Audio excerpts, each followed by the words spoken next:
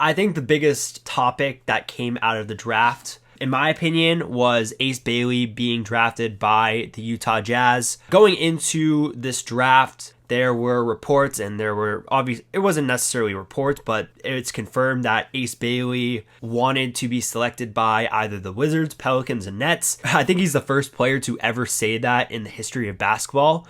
So it's kind of funny, but yeah, it seemed like Ace Bailey, it was clear that he didn't want to be drafted by the 76ers. He didn't want to be drafted by the Hornets and clearly the Utah Jazz, but Danny Ainge didn't care and he ended up selecting Ace Bailey. So it's going to be interesting what that's going to be like, but if I'm the Jazz, I think that I would still take this swing regardless of Bailey's interest in going to Utah. He is the best player on the board at this point, and for a Utah Jazz team that's kind of just irrelevant, I'm not going to lie.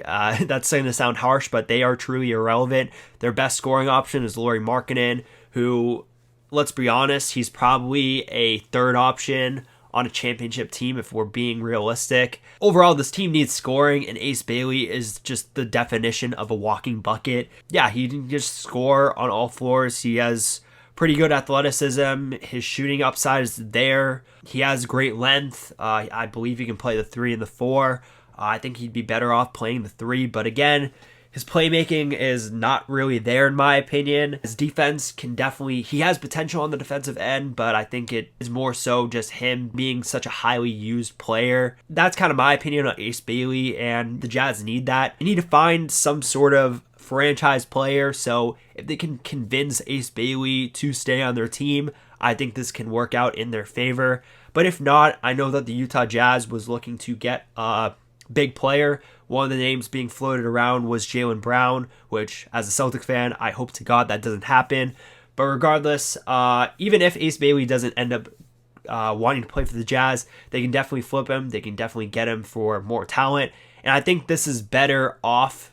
I think it's better off that they got Ace Bailey and they have him in their possession rather than, trading down, getting a future first round pick or, stuff like that. I think getting Ace Bailey in trade talks rather than having the number 5 pick is going to be more coveted. I don't know if that makes sense, but I think, let me rephrase it.